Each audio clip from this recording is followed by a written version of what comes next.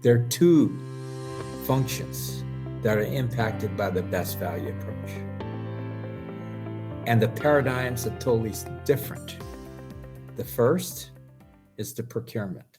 So the procurement model is totally different. The second is the project management. And the management paradigm that changes, right?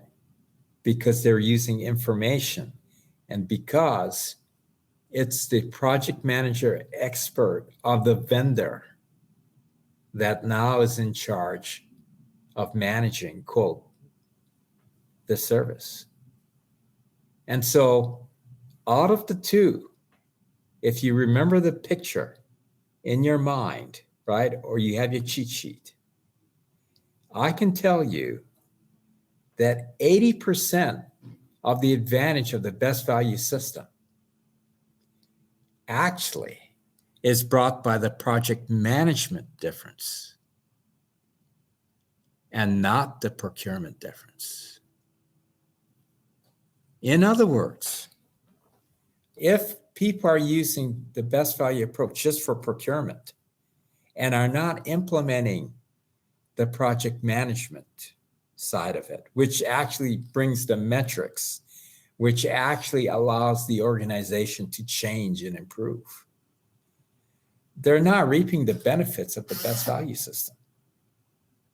And for all the people who are saying, well, we want the procurement model, but we don't want to use the project management model, they're missing the biggest component of the best value approach.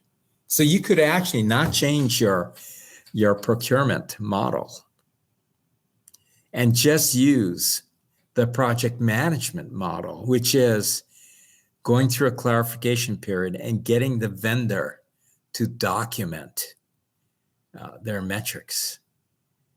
That part alone, in my opinion, is 80% of the difference. It's 80% of the value.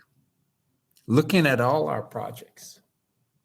And so, because we understand that now, when people say, well, we don't trust the best value procurement model, don't worry about it. Let's just do it the way you do it.